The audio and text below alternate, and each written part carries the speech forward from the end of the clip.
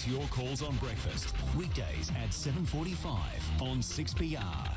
Hey guys, how's things going? Just going to be just waiting for things to start, so I thought I'd better get the stream going, make sure it's all good to go. Huntington, the league's rising star. So while they're listening to, well, they're playing the news, we'll keep that running in the background and we'll play a little bit of Call of Duty. They were set to have an advantage over their you can see how terrible I am. Gathering restrictions were lifted to 10 people. Just going to run through some practice modes. One partner. So there we go. A Gold Coast player who tested positive to a banned substance before a match last year has accepted his penalty. Yep. Braden Crossley received a 12-month ban for the unintentional breach of the anti-doping code. And the NRL just so you guys are aware, no big surprise, I am terrible at this. On October 25. It's 8:05. That's the latest news and sport. Weather. Clear this evening, dropping down to 6 degrees overnight. Sunny and 22 tomorrow and Thursday. Staying sunny on Friday with a top of 25. Right now it's 17 degrees. This is Perth Tonight, 82, 6PR. This is Perth Tonight with Chris Isley. Just so there can be no confusion, it is Tuesday. Welcome to it. Nice to be with you this evening. Shortly we shall catch up with Lisa. Of course, she's with us to talk to us about John McKechnie and the role he no longer holds. A bit of argy-bargy between her and Premier Mark McGowan, and some accusations flying here and there. We'll find out a bit more. Get her side of the story. We'll drop that. To talk technology, and of course he wants to take your calls too. Chris Moyer, our customer service expert, will join us. So too will Melissa Bryson. She's the CEO and founder of SchoolStream. Term 2 tomorrow. Well, for the most part, it gets underway tomorrow. I don't know if you have children or grandchildren involved. Big question, are they going? Musical notes on the way. He's a veterinary cardiologist. What about our pets' heart health during Heart Week? If you'd like to join us on the program, 922 11882 is the telephone number. You can also email Chris Isley, CHRISI, at 6pr.com.au. On Twitter, it's Chris I Perth, and of course, you can jump onto Facebook and like our 6PR Perth Tonight Facebook page. Until midnight, this is Perth Tonight with Chris Isley on 882 6PR. You would have heard on Perth Live with Ollie this afternoon some breaking news. News just in from Josh Zimmerman at the West Australian. He's reporting that Lisa Harvey, the Liberal leader, has withdrawn her support for the reappointment of the former corruption and crime boss John McKechnie. And according to Josh Zimmerman, she has called on the Premier Mark McGowan to get on with it and to nominate an alternative candidate. So that is a very different statement that the state Liberal leader, Lisa Harvey, is making this afternoon. We will see how that plays out. And Lisa Harvey joins us on the program right now, the state opposition leader. Thank you very much for your time. It is much appreciated at very short notice.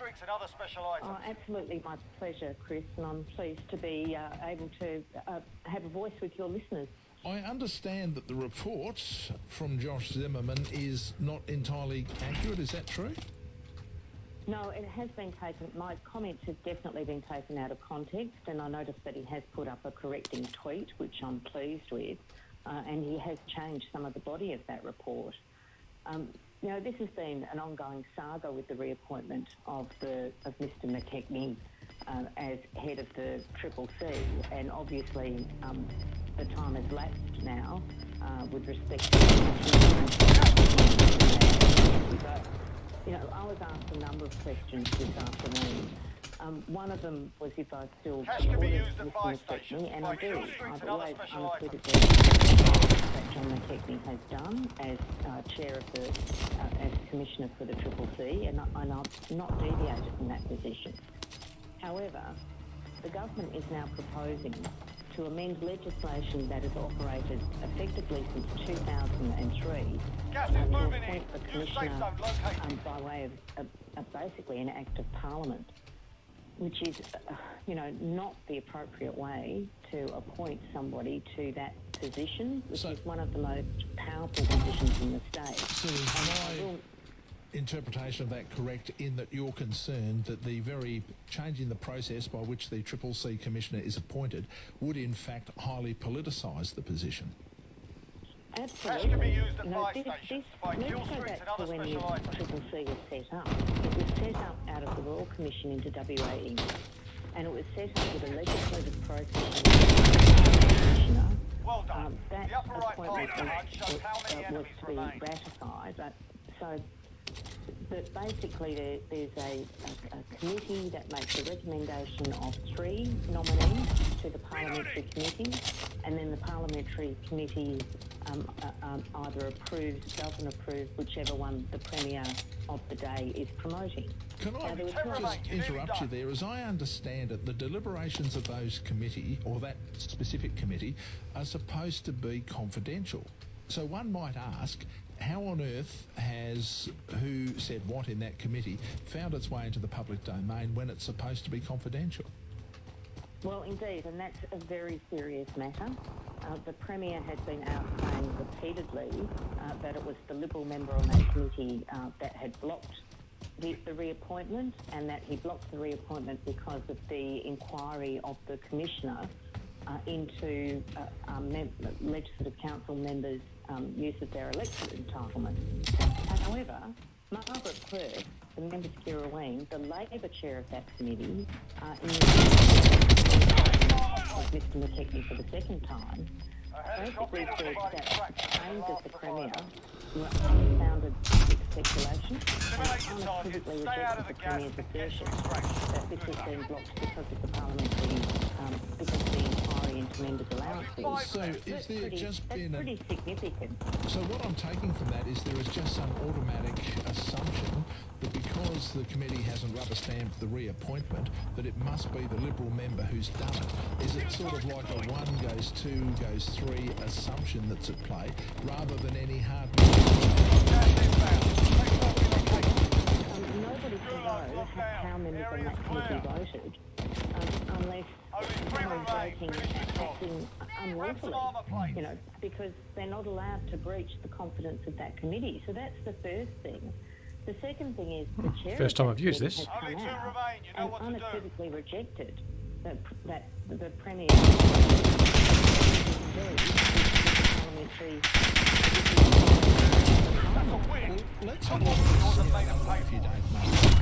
If it were to turn out later that somehow it came out that it wasn't a Liberal member... All right.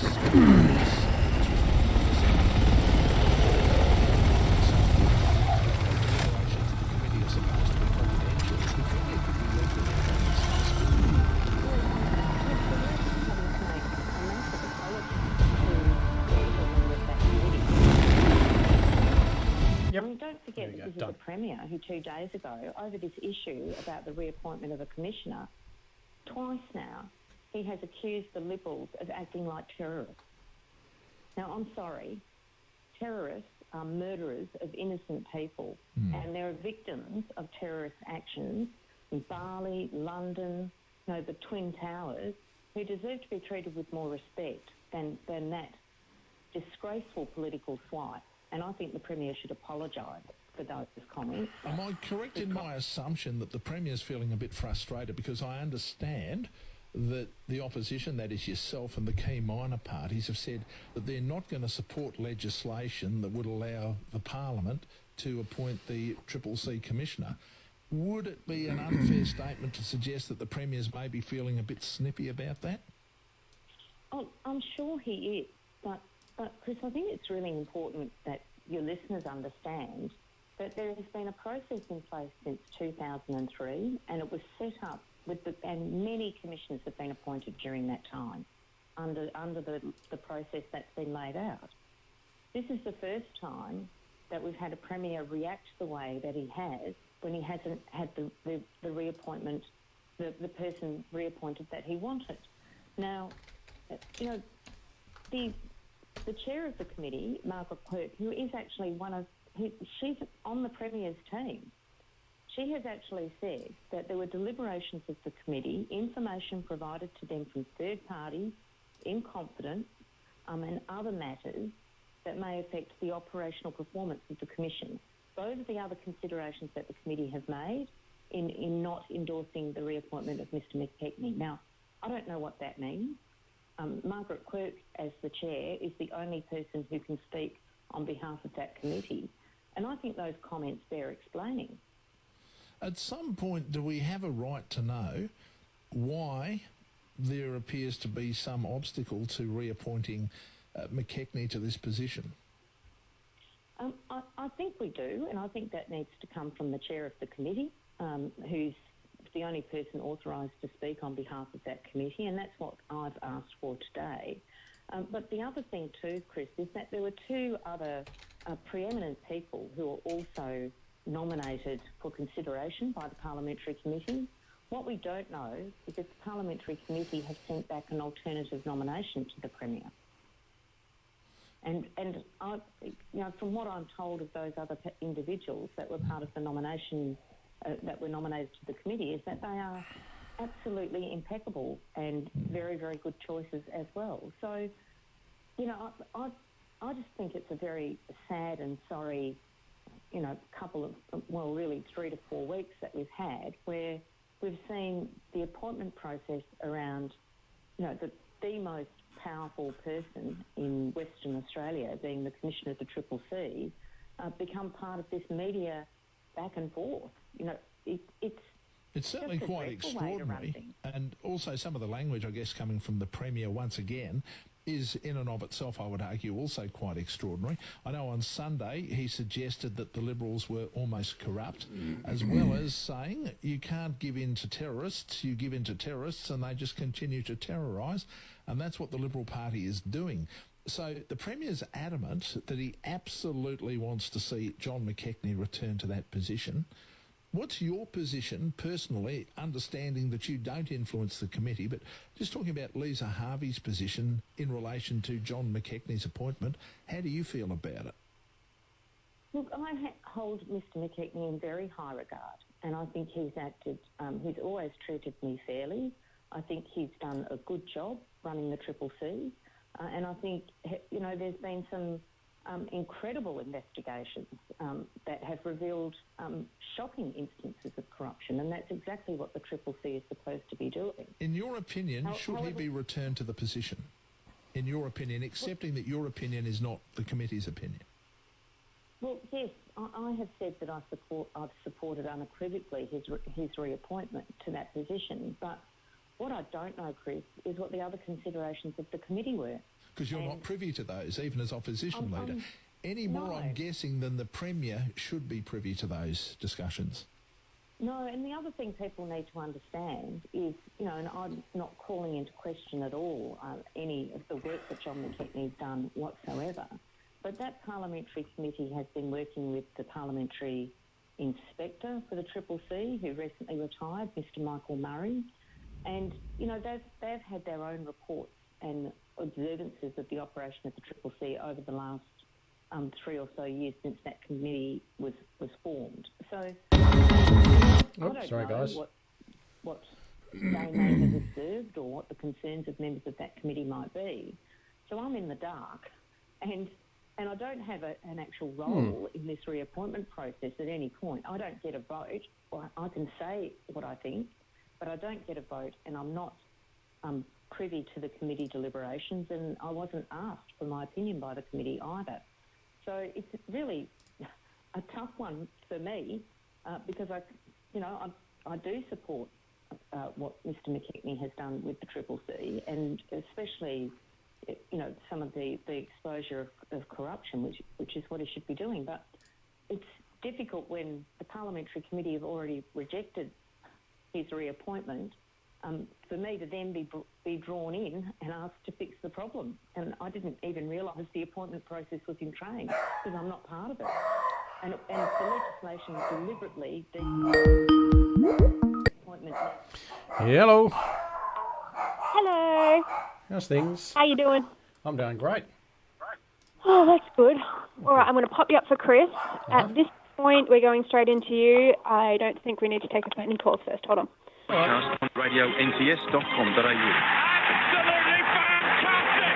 International weekly guide taking you closer to the action with behind-the-scenes news from the domestic and international game, plus in-depth analysis from a who's who of players, coaches and journalists. Box to box for Chemist Warehouse, home of real brands and real savings, and Storage King, the kings of storage, moving and more. At Harvey Norman, our spacious doors are open, with teams practicing social distancing to keep our community safe. Until Tuesday, buy with 60 months interest-free and receive a bonus gift card. No deposit, no interest with 60 equal monthly payments until April 2025. Fridges, washing machines, air purifiers, laptops, home Wi-Fi, mattresses and sofa beds. Shop in-store or online with click and collect and delivery available. Okay, I lied. One call right before you. All right. All right, hold on. Exclusions apply. Harvey Norman, we have your essentials covered. On 882 6PR, this is Perth Tonight with Chris Isley. We'll catch up with Ben Aylett shortly and have a chat about technology. To join us on the program, 92211 All right, guys. Phone number. David. Hopefully not much longer now. Well, Here we go. Chris, please.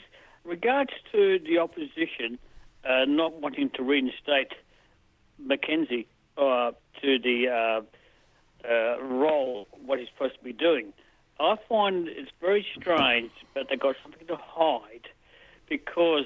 Well, it's not the opposition, time, David. It's a committee that's charged with the responsibility of doing it, and it's a bipartisan committee. So it's not a party political Let's committee. see how we go. I've got It to up comprises of members of all different parties. my audio's got to come up a bit. Their deliberations and their determination are supposed to be confidential. Okay, so what should happen is you and I, even Lisa Harvey and Mark McGowan, should not know who voted what way or why. And the reason for that was the committee was established to be beyond politics. See, one of the problems we had, and it started in the 1980s, was so many people were appointed to positions politically, right? So they were appointed by the government of the day, whoever they happened to be at any given time. Yep, the problem with that yep. is there's a you owe me factor, right? Let's say I'm a parliamentarian, David, I appoint you to a position. You, in effect, even though it's not overt, or it covertly says that you owe me, right? Because you look back and you go, well, Chris gave me this job. And I say to you, David, I really need you to do this. Now, I just say that to you. David, I really need you to do this. Okay, straight away you're thinking, well, this guy gave me my job. So you're going, 1 + 1 = 2 here. And that's the problem. Now, it may well or may well not be the case, but the point is the appointment of a commissioner for the CCC is supposed to be beyond politics, which is one of the reasons why this committee is very, very silent. The thing I'm most interested in is what Margaret Quirk has had to say. She has almost, I would argue, given the Premier addressing down. Right. Now, she's from his own party, don't forget. Okay, Chris. Because what I'm saying is, why the opposition was carrying on saying we have parliamentarian privilege, we're entitled to this money, and we can do what we like. That I despise. I don't have an issue with that, but that's a separate issue again. Yeah. Okay? So something that Lisa Harvey pointed out, it's true. And this is also the reason why Mark McGowan has wanted some other legislation. He wants to change the way this committee operates. The reason being, and whichever way you paint it, it's effectively, I don't like what the committee is doing or what it's done so far, so I want to change the process. Now, Dr. Martin Drum, I heard him speaking earlier, a couple of weeks ago on this issue, reckons that legislation would absolutely, totally defeat the purpose for how the Commissioner for the CCC was appointed. But the idea is to take it outside and beyond politics. Right. Okay, Chris, because what I'm saying is the fact is, look, in this country, we always have a democracy. We always had the situation where you've got to be up front and you cannot be corrupt. Yeah, well, that's the point of the investigation. That's what it's all about. No, I'll take your point. Thank you very much. But I think it's interesting that Margaret Quirk has come out with this. That's the bit that does make it interesting. I wouldn't go so far to suggest it, but I feel, well, should we say gave him a slap down? I don't know if that's true, but I think she certainly let it be known what her thoughts are. Okay. Must be time to catch up with Mr. Aylett. Of course, I refer to Ben. BenAylett.com is the website. 1L. TT's in Aylett. Good evening, sir. Good evening, Chris. How you going?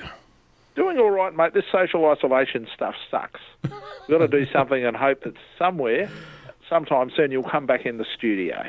Yeah, I am looking forward to coming back in the studio. Wits and Hawaiian shirts. Well, I'm still wearing the Hawaiian shirts, and as far as I know, the wit is still intact.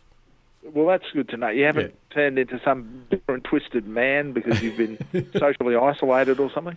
Well, being a computer nerd, you learn to socially isolate very quickly early in life. Ah, you mean that's just a natural state for you? It absolutely is. I've been working from home for well over a couple of decades now, so no big deal. All right. By the way, if you do have any technical issues you'd like to have a chat to Ben about, now is your opportunity at 922118882. You might have given it a fair workout. There might be some gadgets that aren't working the way they're supposed to. You may have been working from home. And part of the problem that you have is, well, the old home computer has gone, I was never designed to do this, or if I was, it was, I don't know, when John Howard was still Prime Minister, and I just can't handle this anymore. Yep. Ben is the man to have a chat to. Because I believe we've been giving, if we look at some of the numbers, I think it was over at the Easter weekend, we absolutely hammered it. Well, yeah, we sure did. We actually doubled our downloads over the Easter weekend. So on a weekend where we're usually taking off down south or going out and seeing family, we chose to stay at home and stream to our heart's content. Can I just pull you up there a moment? You said we chose to stay at home. No, we were told we had to stay at home. Yeah, I know. It sounds nicer when we say it's our idea, but anyway, right. Government's idea. We did the right thing. So we recorded, 580 gigabits per second on February the 28th, compared to April the 17th, which was 860 gigabits per second of peak download. So it's we're getting there. We are really getting there. So on Good Friday, just for example, 1,090 gigabits per second, which is up 70% compared to February the 28th. So it's Imagine how much more we could have downloaded if only the NBN worked better. Yes, yeah. The NBN actually seems to be holding up. So the actual technology behind it and the traffic handling and that sort of thing seems to be working. I think also partly because the NBN has decided to lift the costs and the limits that are being imposed onto the retail service providers like Telstra and Optus, and they're able to just get bigger backhaul back to the point of presence where they need it. So it's working. If I had my old HFC speeds, on Good Friday, I could have downloaded the entire series of Game of Thrones. Yeah. So how did you find the internet over the long weekend? Patchy. Patchy? Oh, dear. Okay. Patchy, right. yeah. It kept freezing. So you got to remember, I came from a very high base. This is why I said here a bitter and twisted man. I was then forced to go to this inferior service, and I'm not happy about it. Not happy. Okay, well, I won't tell you how things went here because I'm on HFC still. Never used to get lagging. Never used to get all of that sort of stuff. Yep. Right. Yeah. Never used to get that. We get that now. So I'm always whinging about it. I'm always being a pain in the neck, and Telstra hate my guts. But I'm not giving up, ever. No, and you shouldn't, because HFC actually does work, and it works very, very well. Oh, it was a brilliant system. Yep. It wasn't broke. The person who even thought about touching that should have, I don't know, summarily had their fingers broken or something. I'd support that, because I've got my HFC and I absolutely love it, and I'll be devastated. You're going to lose it. Oof, man, I really hope you're wrong. But look, if they do come for my HFC, I'll probably be avoiding fibre to the node, and I'll be going to fixed wireless with someone like Pentonet. Yeah, might be the only option. Yeah. All right, we'll take some calls after this, 922118882. If you'd like to have a chat to Ben Aylett, got any technical issues, got some problems, there's all sorts of, well, basically anything to do with technology, from phones to game consoles to personal computers to tablets to just about any other device. Hell, Probably even tell you how to use your Game Boy if you still have one. Hello there, it's Simon Beaumont. Some words of wisdom there you today go, from Game the Boy. most capped hockey-roo of all time, Madonna Blythe. You might not be at work or at school, but you still belong to your community and just trying to connect as best you can in these different times. Amazing. Tomorrow on the show, Jason Featherby on your dosh hello there, and blurry Dr. Ross face. Walker on your constitution. Spend your afternoon with Simon Beaumont tomorrow from midday on 882 6PR. Or catch up now at 6pr.com.au. To keep us all safe and to help our health workers, it's vital to know quickly if you've come in contact with someone who has tested positive for coronavirus. It's why we've introduced the COVID Safe app. With your privacy protected by law, COVID Safe keeps a secure note of other users you've been near if you have to go out. So, if they test positive for coronavirus, you'll be notified. It'll help us stop the spread sooner so we can get back to the things we love. Download COVID Safe today. Authorised by the Chief Medical Officer, Canberra. Want the biggest brands at the lowest prices? Then head to Chemist Warehouse today and save on big brands. I know you're listening to this radio ad, but I just wanted to say you're listening to this radio ad. And so are your customers. Because with nearly half of all listening taking place at home, radio's never been more relevant. If you need results from your advertising, visit radioalive.com.au. $99. Chemist Warehouse. Great savings every day.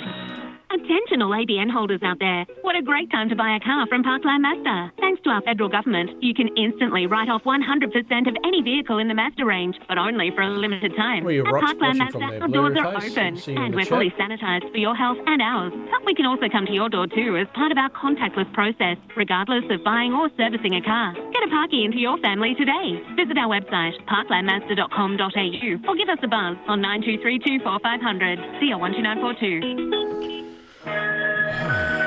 Until midnight, this is Perth Tonight Back with into Chris it. Isley on 882 6PR. Ben Aylett's here to talk about technology and all that other stuff that he loves and understands and removes all the mystery surrounding it. I'd have a chat to Ben, 92211882. Hello, Mary. Hello, Chris. Hi, Ben. Hi, Mary. Hello. Thank you for your help the other week, too, by the way. Oh, it's a pleasure. I have an iPhone 7 Plus. Yep. And I've been told that although I've got it on speaker, my end, and I've got it on as loud as it can go, people who I'm talking to can't hear me. They say I sound like I'm miles and miles away. And I don't know what to do. It's only just over 2 years old. Right, it's an iPhone 7, you say? 7 Plus. 7 Plus, okay. Now, do you have it in a case at all? Yes, I do. You do, okay. Is it the genuine Apple case? In a wallet. It's in a wallet. Pardon me? Yeah, okay. It's in a it's sort of got my cards in the other side. Okay. A wallet. Yeah, I'm not too sure if you know where I'm going to be going with this, but could we try it with your phone outside of the case? I don't know how to get it out. Oh. And I didn't put it in. And, okay. My son-in-law put it in. I what do I do? Pull it apart or something? I don't...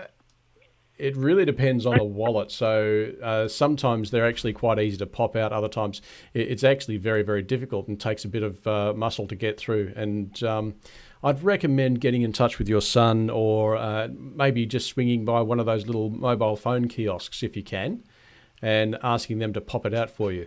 They might do it for you for free. Give it a go. Okay. And I don't think Telstra will.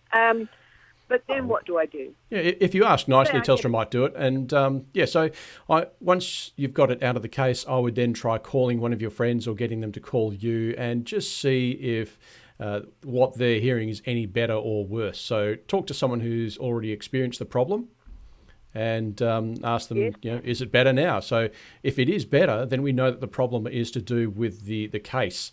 If it's not any better, then it's probably something to do more with the phone itself. If it's a couple of years old, I wouldn't expect it to fail, but then again, it wouldn't surprise me.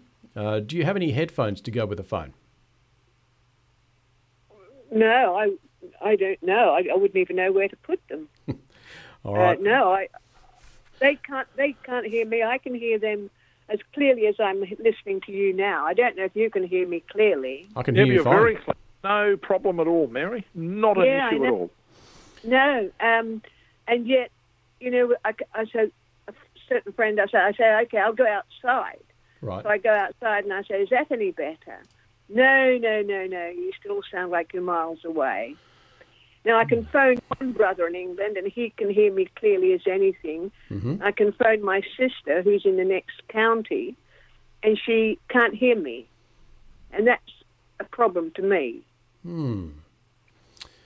Okay, very weird that it works for some people and not others. That's what I was thinking. That is odd. Now, might have to do some more investigating on that one, Mary, because I've got a sneaking suspicion that this isn't one, Ben, that you can solve right now.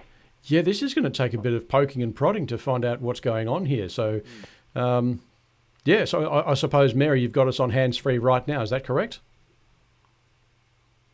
Sorry, what was that? You're using That's right. You're using the loudspeaker or the speakerphone function on your phone right now. Is that right? Yes, I am, and I've got the volume turned right up. Yeah, well, it's working wonderfully. Well, if I turn the volume down here, hold on, can you hear me now? See, now you're starting to disappear. Yeah, it might be because you. I had it on low. Yep. And you disappeared too. Right, yep. okay. Yeah, changing the volume on your phone will only change the output on your speaker, not so much the microphone that you're using. I think the microphone is either being covered or you've got the phone pointing in a different direction right now as you're trying to turn it down. So, I think you might be covering the microphone because it changed very suddenly then. Yeah, I think what happens probably is you'll need to do as Ben suggested initially, take the phone out of the cover, and if you can't do it, get somebody to do it for you, then do some experimenting. And if there is still an issue, then you can get back to us. I think also, Ben, something else that sort of sticks out to me a bit anyway is the fact that Mary has a problem when with some people and not others. Yeah. If it was an ongoing universal problem, you would expect that it would be across the board. Yes. I'm starting to think off the top of my head that it could be because some people that she's calling are using an iPhone and other people aren't.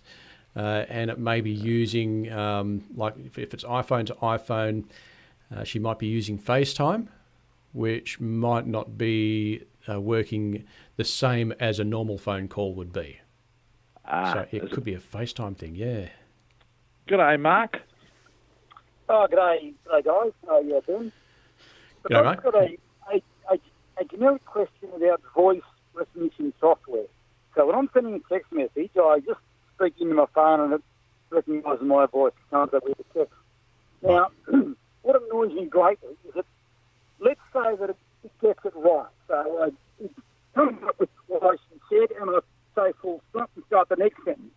Then, halfway through the next sentence, the first sentence that I just said, which it had right, it changed to something else.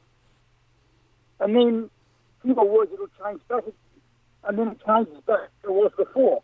And it oscillates, as I'm speaking, between what I said, which makes sense, and something which is utterly nonsensical. It switches from something that makes sense to something that makes no sense. Why does it think it got it right, which it did, yeah, and then change to something else later on, and you flip back and forward between the two as I'm speaking? That's actually quite a mystery. I've actually never heard of that happening before. What phone do you have? It's an iPhone 7. An iPhone 7, so the iPhones. So what is it about iPhone 7s today? Yeah, we seem to be getting a bit of a run on them. So the only way to stop it is, if I finish a sentence and it's right, I'll press the button to turn the microphone off and then turn it off again, and that restarts the voice recognition from that point. So it doesn't change what I've said previously. But if I keep speaking, it'll keep flipping backwards and forwards between two different phrases or sentences. One that makes sense and one that doesn't. It's like it can make up its mind which one I've said. Right.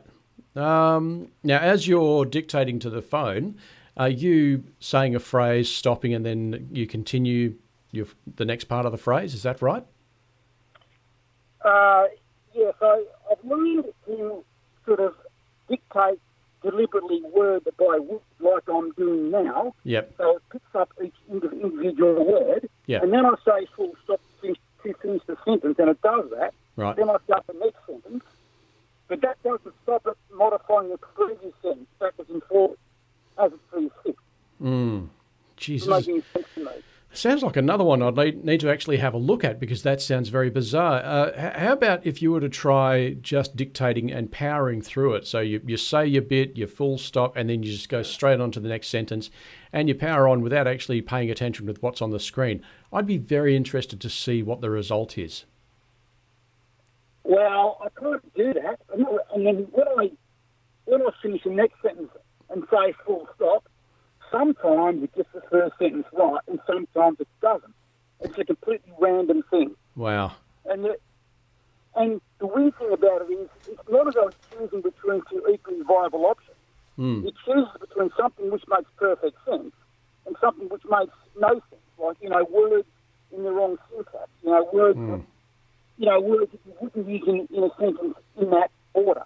That's the thing that I don't get. It's as though it's being thought up by someone that doesn't speak English, and a sort of childish kind of thing. Yeah. Now, I'm wondering if we could probably have a look at the headphone thing again. So if you've got headphones or earbuds or anything like that, I'd recommend giving those a go, because they actually use a microphone that's attached to headphones. It might give a better result. I'm not too sure, but I'd say it'd be worth giving it a try anyway. Give it a try and let us know how it goes, Mark. You're dead right. It's going to be a fascinating one to see how that turns out, Ben. Yeah, it will be. Yeah. What is it with iPhone 7s tonight? I don't know. It must be the season for it or something. I don't know. They could be coming close to end of life, and they're starting to play up. You know, something I'm thinking about with Mark's just then. Yeah. He made some comment about it's almost like it doesn't understand English. Mm-hmm. Gets itself tied up between that. Is it possible that the phone might actually be through some quirk or some, how can I put it, stray voltage, whatever the case may be? Mm-hmm.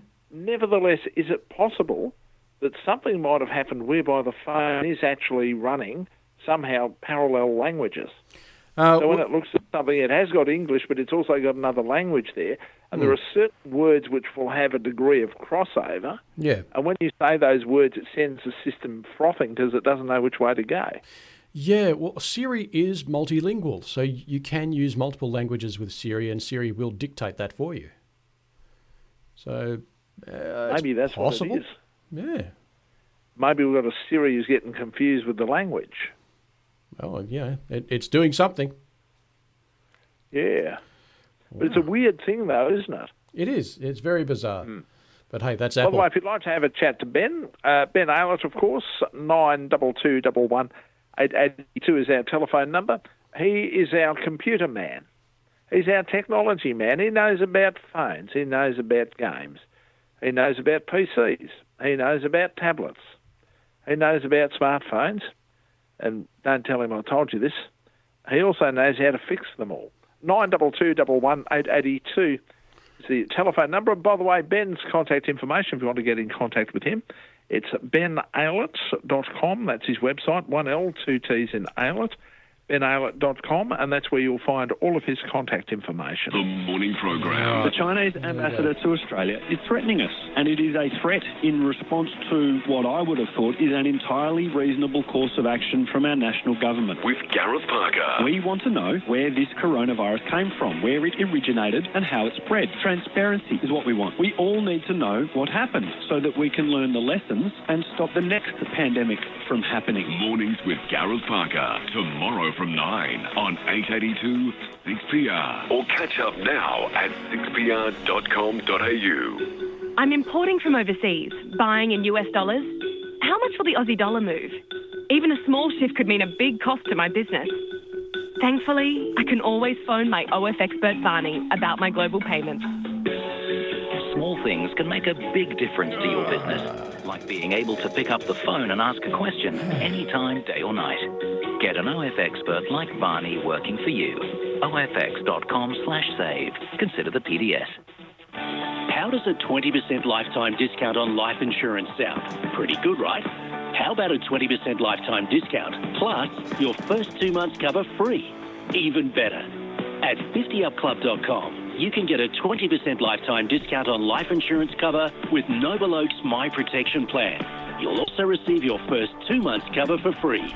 The 50 Up Club has never offered a bigger life insurance offer, so don't miss out. Go to 50upclub.com today.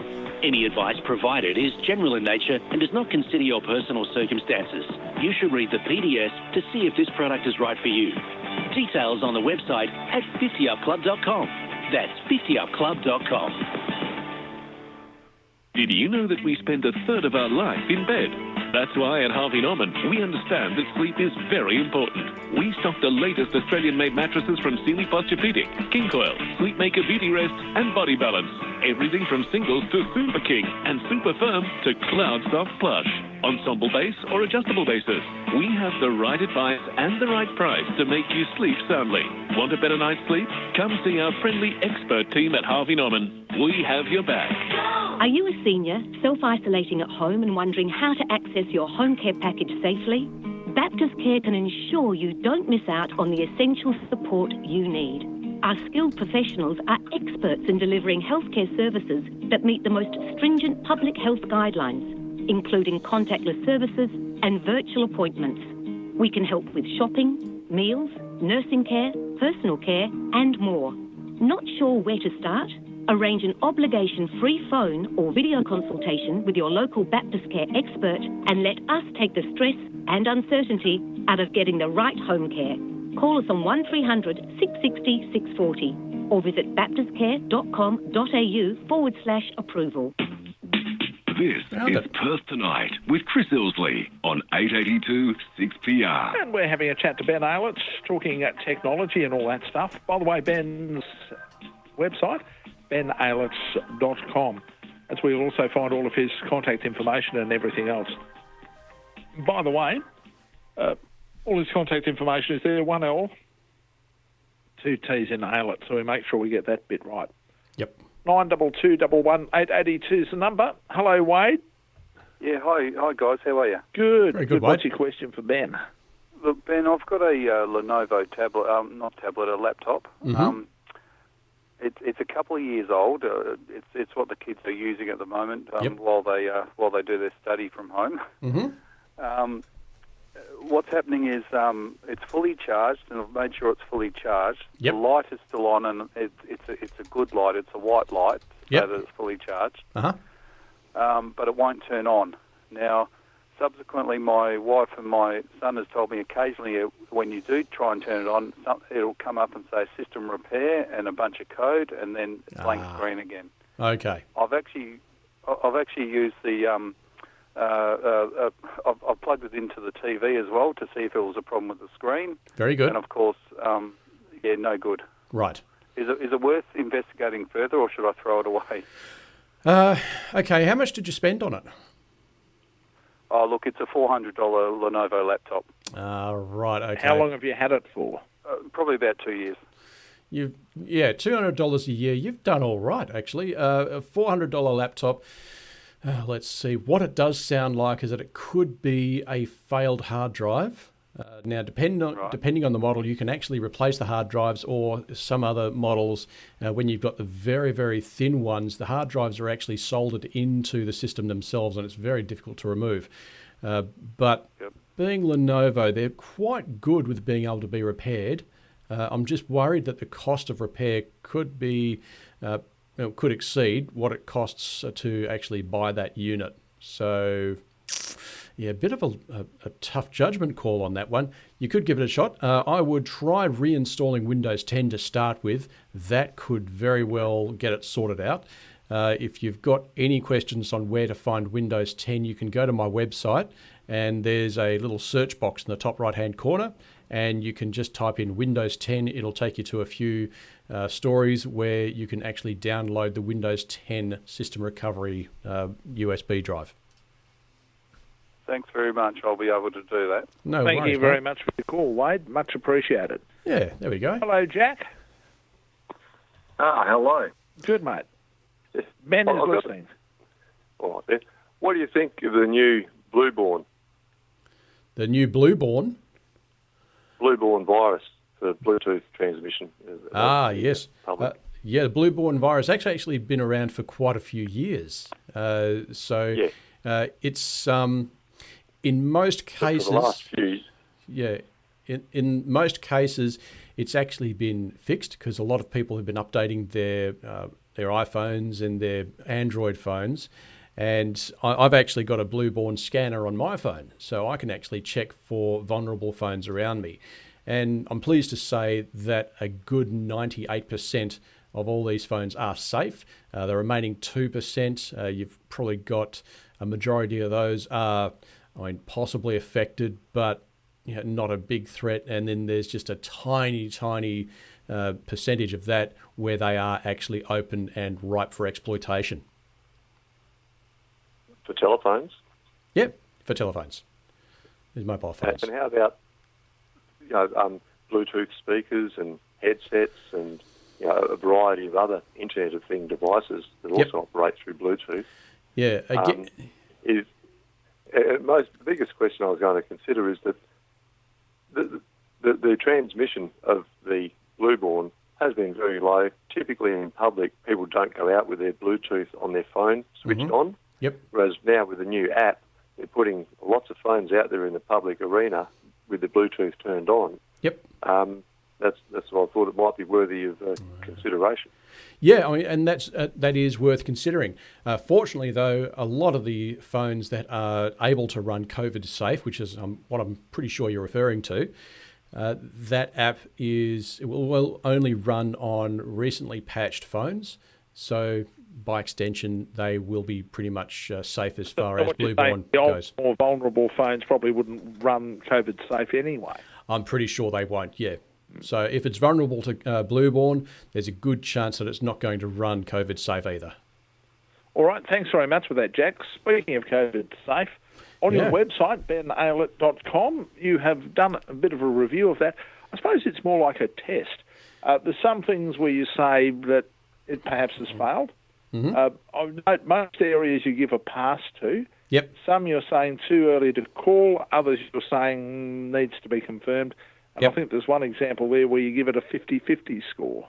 Yeah, that's right. So what I've done... Overall, what's your view? Overall, I think the trade-off compared to the risk is actually in the favour of downloading and running the COVID-safe app from the Australian government. So what I did last week was I got a wish list together of all the things that I think that should be on the app, and I then passed it through my little filter, and I said, look, it's passed here, it's failed there. So the fail have been minor fails. They're things that I don't think are a really big deal. It just would have been nice to have. There was the source code. Yeah, we're waiting on people to reverse engineer or provide the source code.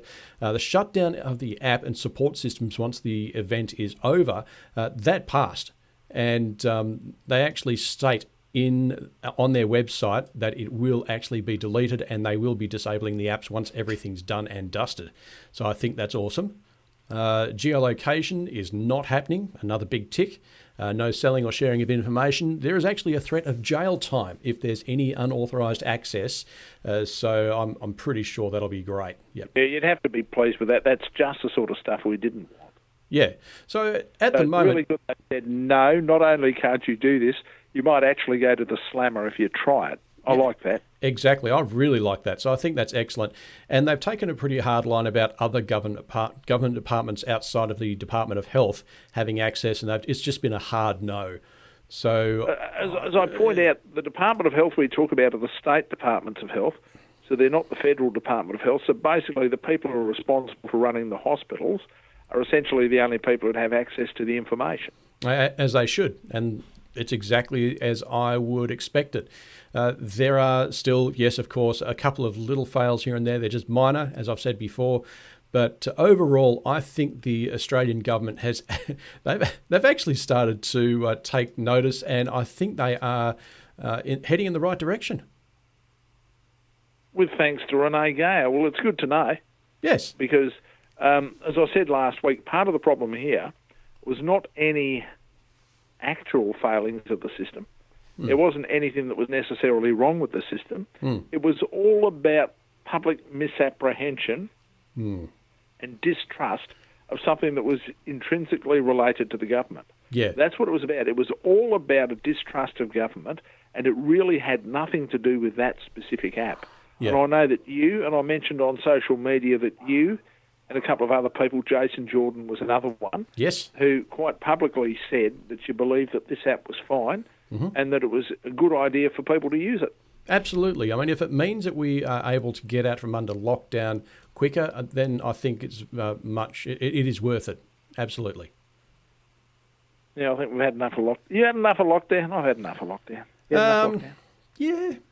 Yeah. I could get out a bit more. Yeah. We're going to end up turning into antisocial people. We can't have that. Well, I mean, you're halfway. If you turn antisocial, you're halfway to being a computer nerd. So one of us. Oh, dear. All right, my friend. Pleasure as always. Let's do it again next week. I will certainly catch you then. All right, and hopefully we'll be a lot closer, or moving closer, to ending this whole business of social distancing and social isolating. Cheers, Ben. No problem. I'll catch you later, Kira. All right, talk to you later. Bye. Catch ya. All right, guys. Yep, that's it. If you've got any more questions, feel free to get in touch at benaylett.com. You can shush dogs. You can also send emails to mailbag@benaylett.com. You can find all my social media contacts, so Facebook pages, Twitter, LinkedIn, Twitch TV, I've even got that going, and of course my YouTube channel. If you've got any questions, you need to contact me directly, 0419 996 5196. That number again, 0419 965 196. Thanks very much, guys, and I will catch you again next time.